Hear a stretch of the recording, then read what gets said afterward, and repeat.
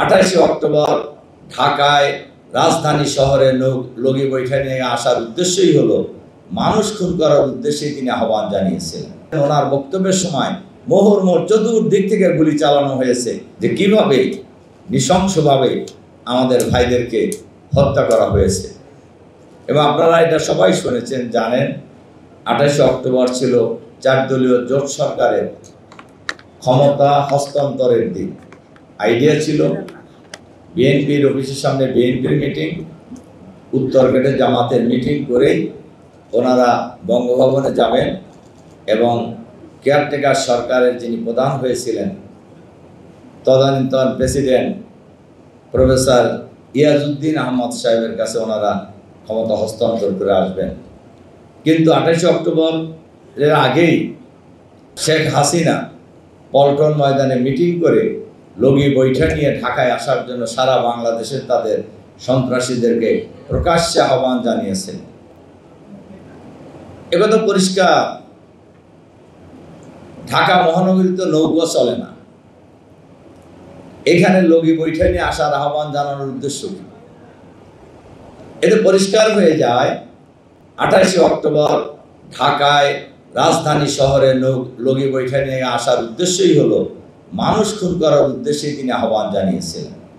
এবং সে অনুযায়ী তার দলের সারা বাংলাদেশের সন্ত্রাসীরা ঢাকায় আগমন করেছিলেন।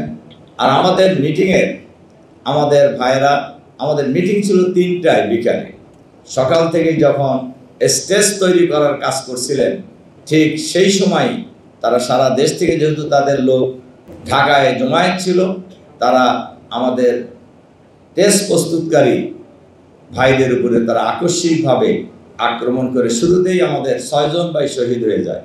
শহীদ হাফেজ শিফন, মাসুম, শ্রমিক নেতা হাবিবুর রহমান এবং জসিম। বান্ডেল থাকলে প্রতি সেনমানিতে টাকা বাঁচবে। বিকাশ সেনমানি বান্ডেল কিনে জিতুন প্রতি লেনদেনে। 6 জন ভাইকে ওইসব একদম শুরুতেই অন্য লোকেরা জানার আগেই বলা যায় তারা যেহেতু স্টেজের কাজে তারা নিয়োজিত ছিলেন, তারা শাহাদাতের কোলে ঢলে পড়ে। এরপরে তো অনেক ঘটনাই ঘটেছে আলহামদুলিল্লাহ। ওই দিনও আমাদের ভাইদের শহীদের লাশ এবং আহত লোকদের রাস্তায় পড়ে থাকার পরেও ওই সন্ত্রাসী বাহিনী কিন্তু 28 অক্টোবর পল্টন মোড় ক্রস করতে পারেনি কোনো সময়।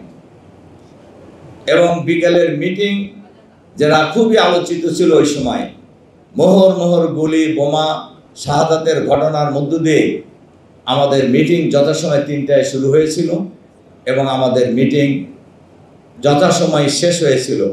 সেদিন আমরা দেখেছি আমাদের আমির, তখন উনি মন্ত্রী, মৌলানা মতিউর রহমান নিজামী সাহেব যে ঠান্ডা মাথায় ঐতিহাসিক ভাষণ দিয়েছিলেন, এই ভাষণ বাংলাদেশ যতদিন থাকবে ততদিন বাংলাদেশের মানুষ তার এই বক্তব্য স্মরণে রাখবে আর কি, যে একজন মানুষ, একজন নেতা এত শাহাদাতের কফিন দেখার পরেও কিভাবে ঠান্ডা মাথায় তার প্রয়োজনীয় বক্তব্য শুরু করেছেন, শেষ করেছেন। ওনার বক্তব্যের সময় মোহর চতুর্দিক থেকে গুলি চালানো হয়েছে। তাদের উদ্দেশ্য ছিল জামাতের শীর্ষ নেতৃবৃন্দকে হত্যা করা, কিন্তু জামাত শিবিরের কর্মী বাহিনী মানব প্রাচীর রচনা করে সেদিন নেতৃবৃন্দকে শুধু হেফাজতই করেননি, আল্লাহর মেহরবানিতে আমাদের সকল কার্যক্রম জনসভা সহ সুন্দর এবং সুষ্ঠুভাবেই আমরা সম্পূর্ণ করেছিলাম।